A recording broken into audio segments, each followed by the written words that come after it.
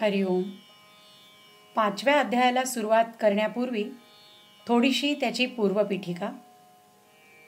मागील अध्यायात म्हणजे 4थ्या अध्यायात भगवंतांनी ज्ञानमार्गाची अनेक रीतीने प्रशंसा केली, पण शेवटी अर्जुनास तू मात्र कर्मयोगाचा आचरण कर आणि युद्धाला उभा राहा असा उपदेश केला.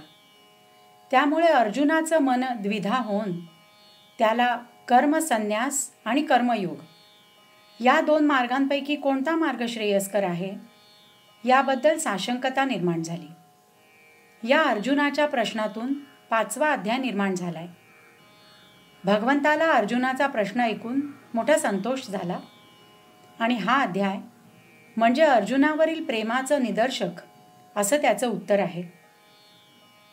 या अध्यायाला एका दृष्टीने विशेष महत्त्व आहे, कारण ज्ञानमार्ग आणि निष्काम कर्मयोग या 2 मार्गांपैकी कर्मयोग हा कर्मसन्यासापेक्षा श्रेयस्कर आहे असं भगवंतांनी स्पष्टपणे सांगितलंय. पण एवढ्यावरून भगवंताला संन्यास मार्गाची किंमत कमी लेखायची असं दिसेल, म्हणून ज्ञानदेवानी भगवान असे का म्हणतात याचं कारण संयुक्तिक दिलंय.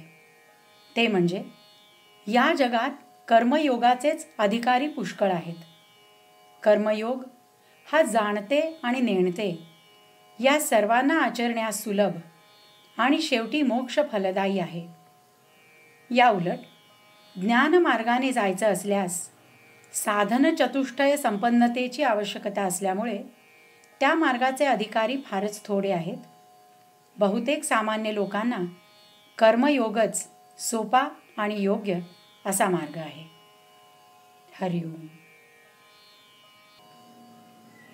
हरिओम. अध्याय 5वा, ओवी क्रमांक 1 ते 14. अर्जुन उवाच. संन्यासं कर्मणां कृष्ण पुनर्योगं च शंससि यच्छ्रेय एतयोरेकं तन्मे ब्रूहि सुनिश्चितम्. अर्जुन म्हणाला, हे कृष्णा, कर्माचा त्याग करावा असं तू सांगतोस आणि पुन्हा कर्माचं अनुष्ठान करावं असंही तू सांगतोस. या दोहोपैकी तुझ्या मताने जे खरोखर श्रेयस्कर असेल ते एक मला निश्चित सांग. मग पार्थो श्रीकृष्णा ते म्हणे, हा हो हे कैसे तुमचे बोलणे, एक होय तरी अंतःकरणे विचारूये. मागा सकळ कर्माचा संन्यासू, तुम्हीची निरोपिला होता बहुवसू, तरी कर्मयोगी केवी अतिरसू, पोखितसा पुढती. ऐसे द्व्यर्थ हे बोलता, आम्हा नेणतयांची चित्ता, आपुलिये चाडे अनंता, उमजूनो हे. ऐके एक सारा ते बोलिजे, तरी एकनिष्ठची बोलिजे, हे आणिकी काय सांगिजे तुम्हा प्रती. तरी याची लागी तुमचे, म्या राऊळासी विनविले होते, जे हा परमार्थू ध्वनिते न बोलावा. परी मागील असो देवा, आता प्रस्तुती उकलू देखावा, सांगे दोही माझी बरवा मार्गू कवण. जो परिणामीचा निर्वाळा अचुंबितू ये फळा. आणि अनुष्ठिता प्रांजळा सावियाची. जैसे निद्रेचे सुख न मोडे आणि मार्गू तरी बहुसाल सांडे. तैसे सोकासना सांगडे सोहपे होय.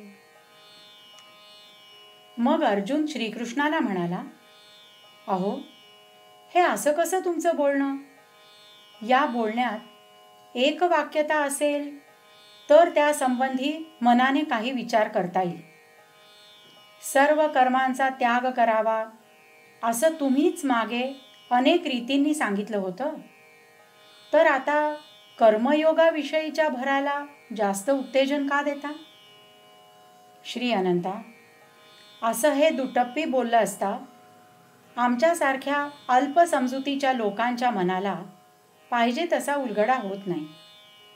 ऐक, एक तत्व जर सांगायचं असेल तर एकच निश्चितपणे सांगितलं पाहिजे, हे तुम्हाला दुसऱ्यांनी सांगायला पाहिजे का?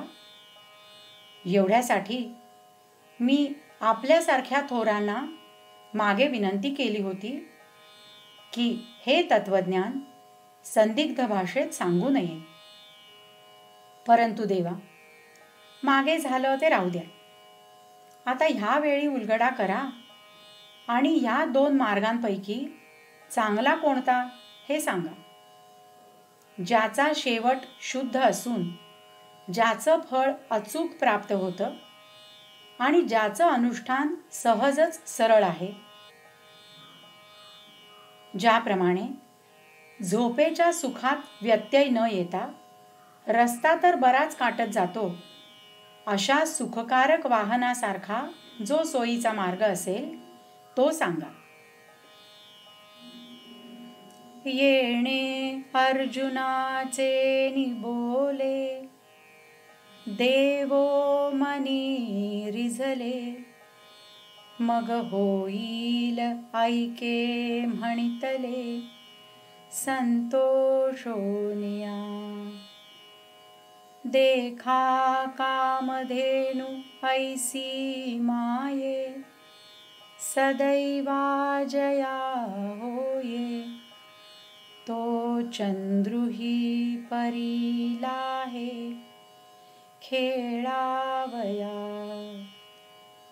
पाहे पा शंभूची प्रसन्नता तया उपमन्यूची आर्ता.